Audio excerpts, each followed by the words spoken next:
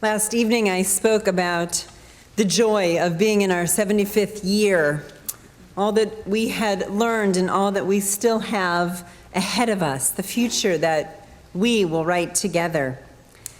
I said that I felt those whose shoulders we stand on had taught us three broad lessons. First, that we should build both our inner identity as Jews and our external institutions. Second, that we should care about others, both within our temple community and without. And thirdly, that relationships with each other are at the heart of being part of a long-lasting community. This morning, I'm delighted and humbled to introduce four of our elders who have helped write the story of Ventura County Jewish Council - Temple Beth Torah. Will you welcome Barbara Pavin, whose husband Jack was a kid when his parents helped found VCJC in 1938. Barbara joined the Pavin family and the temple simultaneously when she married Jack in 1949. Paula Reach is a founding member, born and raised at VCJC as Paula Bank. She became a member in her own right in 1957 when she married Dr. Charles Reach, a new family intern here in Ventura. Would you believe that they met on the Friday night that Rabbi Joe Glazer was installed as our rabbi?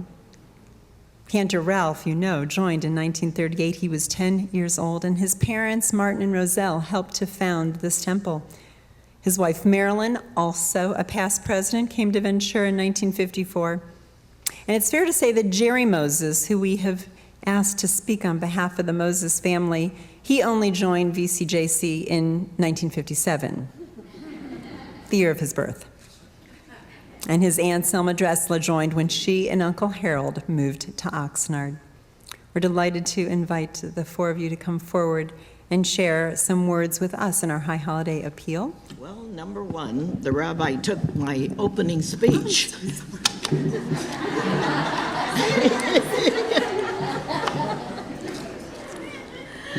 On May 28, 1949, I married Jack Pavin, whose parents were founding members of VCJC. At that time, from that time on, there had been a Pavin active in this organization. Jack's uncle Max took his turn as president, and Jack became president twice, 20 years apart. A little footnote: when I came to the community, there was only one eligible male in Oxnard and Ventura. But I had two things going for me. I was female and I was Jewish. Now for a little different history. I have chaired a few fundraisers in the past years, but I want to mention one that I feel was the jewel in my crown. Not the bridge marathon, not the donor luncheons, but the kosher luau. We had a brain trust one Sunday afternoon down at the Gitterman's Beach House. At this point in time, I don't remember who was present other than Shirley Gitterman, Pat Zepker, and myself. After a while, we came up with the idea of a kosher luau. The tickets were made out of brown paper bags to look like bagels. It was a VCJC function that you had to have. It was the first VCJC function that you had to have a prepaid reservation. Every person seemed to be involved. The grandmothers, the brotherhood tended bar, Ilse Kassir, Frank, painted the table covers on butcher paper. The women cooked chicken and brisket, and Verna Kagan made the kasha, and you can ask her how she handled that. It was truly a function that had the cooperation of everyone. Thought I should also mention the cost of the dinner. We charged $5.95 per person, or $11 per couple. This was in 1966.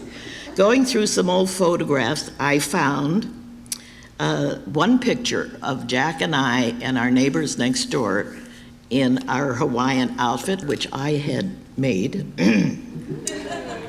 was in the Press Courier. If you have any questions, ask me after services.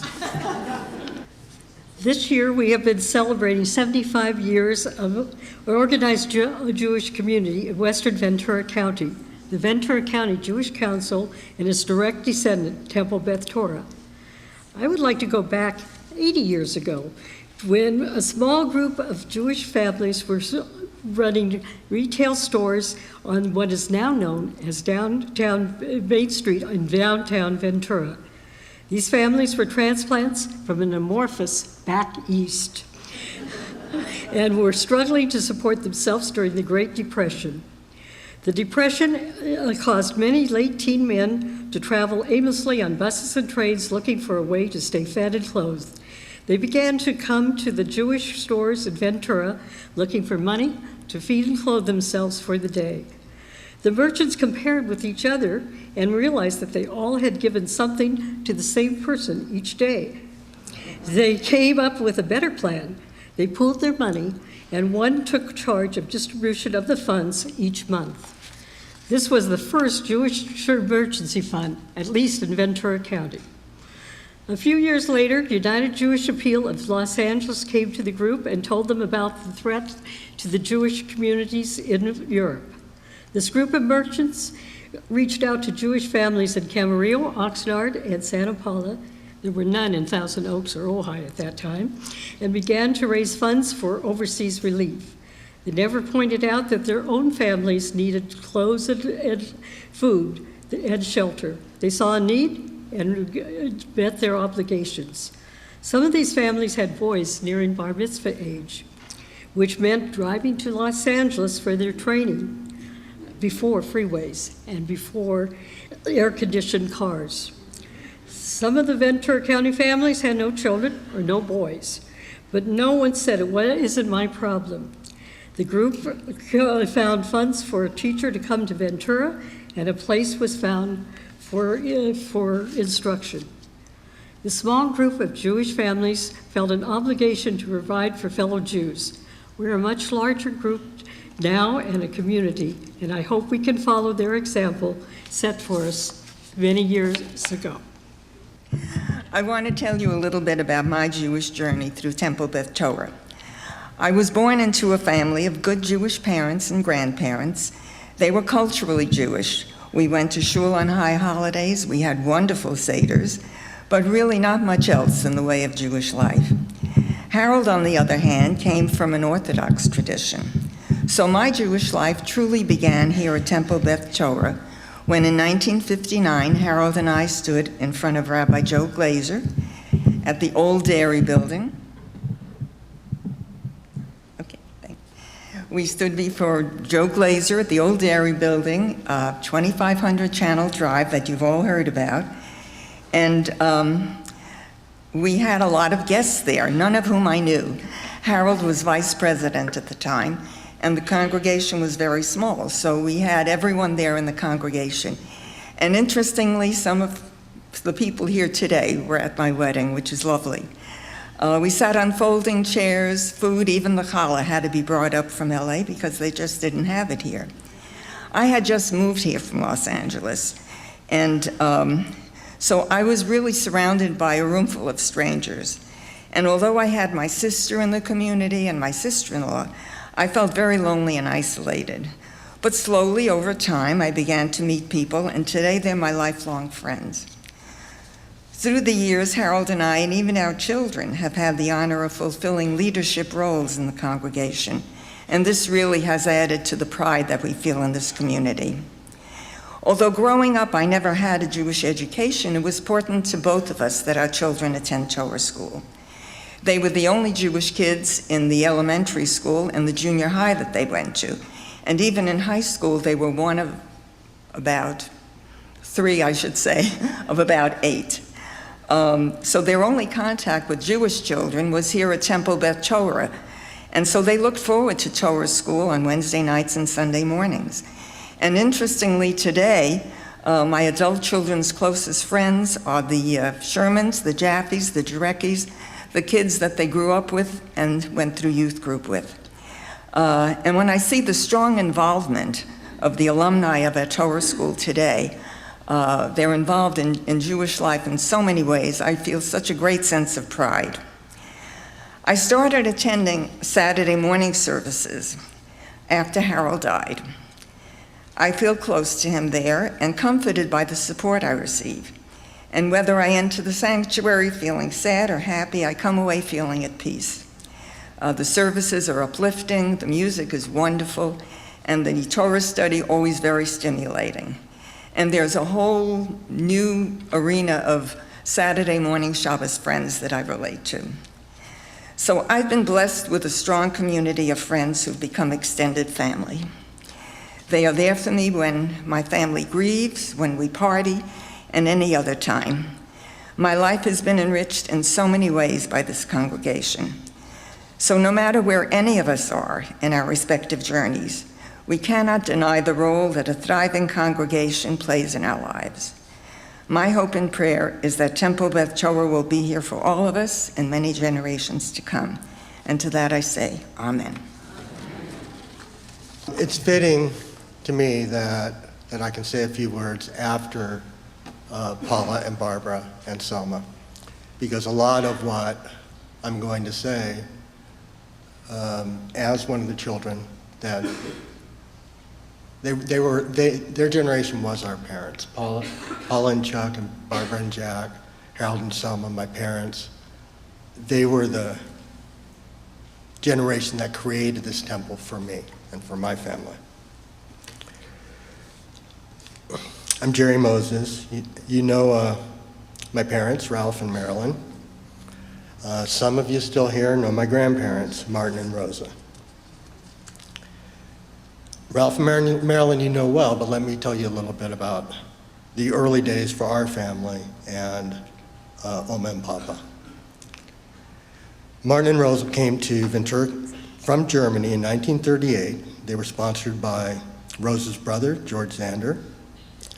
The same year, VCJC was formed, founded by George and Hortense Zanda, Oma and Papa, and 14 or 15 other families for the reasons that Paula mentioned. Many of these families are still represented here today. Papa didn't yet speak very much English, Oma very little. Jim Moses was 12 years old, Ralph Moses was 10. We all know how much my father loved this community and this temple. In the years since he's passed, at every holiday and celebration, I've begun to think not only of his not being here, but wondering why did he love it so much? My dad rarely spoke of his childhood in Germany. Most of what I know was from little bits and pieces or things that I pried out of him and Jim later in their lives. I know that most of my dad's early memories were fear, and that for Jim, there was always the imperative to protect Dad, his little brother. We all know how hard grade school and middle school can be for anyone. Imagine how hard it was to be a fourth grader from Germany in 1938, or an eighth grader from Germany during World War II. So I think from the start, VCJC was my father's favorite place. I think it's where he felt safe and secure and proud and strong. This community was becoming home to little Ralphie, while America was becoming home to Ralph. My father's temple memories began at the Coke plant where they originally met. Mine start at the old dairy on Channel Drive. Most of them are vague, jumbled memories that you have in early childhood. I remember there was one big room, and all the kids would be split up into groups depending on size or age or what level of schooling they were in. Be toddlers in one corner and teenagers in another, etc. I vividly remember that there was a Coke machine against the wall because I knew I couldn't have one until after class was over, and that machine would just stare at me. It would taunt me. I remember coming to this location when it was just trees. We'd be running around playing, sometimes with a picnic, and our parents would just have this glazed look, just staring at these trees. I didn't understand it at the time. I remember when the foundation was poured, there were big trucks. I really liked that day. And I remember when we moved, and VCJC became VCJC Temple Beth Torah. There were 8 of us in that first kindergarten class. A Pavin, Gitterman, Reaver, Zebker, Myers, Crone, Schalheim, and a Moses. Our parents, aunts, and uncles, and their friends were our teachers. It really felt like they had built this place just for us. We grew up here, not just in a chronological or coming-of-age sense. Our childhood was spent here. We made our first friends here, our best friends. We'd bring back melodies from camp, and they'd become part of the service. I had my first date here. I fell in love here for the first time. When we were confirmed, the classrooms had grown from 4 to 8, and then we had outgrown it again, and we were confirmed. Our classroom that year was the old library, which is now the what do you call it, the play center for the kids. Of all these memories, there's one that really stands out. And I brought a picture knowing that you wouldn't be able to see it. But coincidentally, it's on the back of the memory book.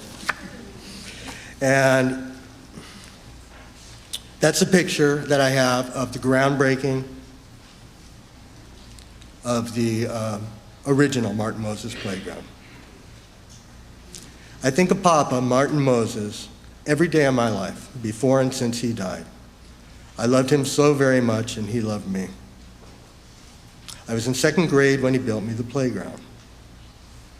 I remember everything about that day. I don't need the picture. Oma, Papa, Dad, and Jim are in the back row. Papa standing there proudly with the shovel. Alan, Leonard, and I are in the front row with our little garden shovels. I don't need the picture. I can feel the shovel in my hand. I can smell the dirt. I remember everything about that moment. The other day, just a couple days ago, going through some boxes, I found the original dedication of that church, 1965 Rabbi Neil brief. Uncle Jim never threw out anything. And I'm going to read just a couple excerpts here. With joyful heart and grateful hearts, we gather this evening, O Lord, to praise thy name and to offer thanksgiving unto thee in thy manifold blessings. Especially do we express gratitude unto thee for our dear one, Martin Moses, who in thine infinite wisdom has been kept in life together with his beloved Rosal to mark this joyful occasion of his 75th birthday and groundbreaking of the Martin Moses Playground. Thy goodness has ever rested upon Martin, so that created in thy image, Martin has and continues to live a godly life.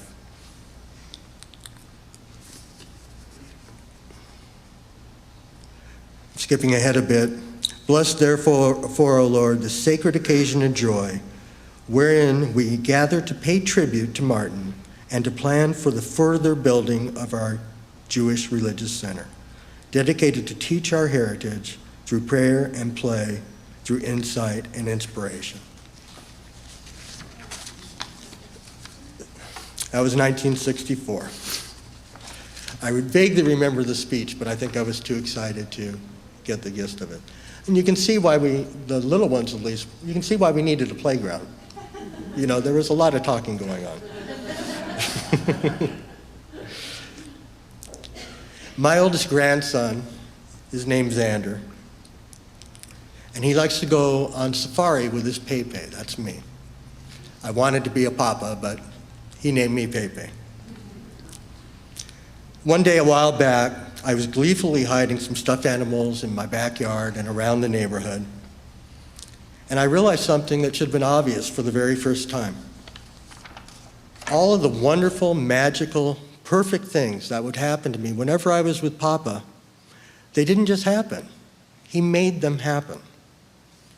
And the joy that he experienced when my eyes would go wide with wonder was even greater than the joy that I was experiencing. Now I know that the foundation of love built by this temple, this community, and my family created a man who can bring joy to his own grandchildren. They made a paypay. When you fill out your pledge cards this year, please remember that we are doing this not just for ourselves and for our kids. We're doing it for our grandkids. And I have no doubt for our grandchildren's grandkids. Shana Tova.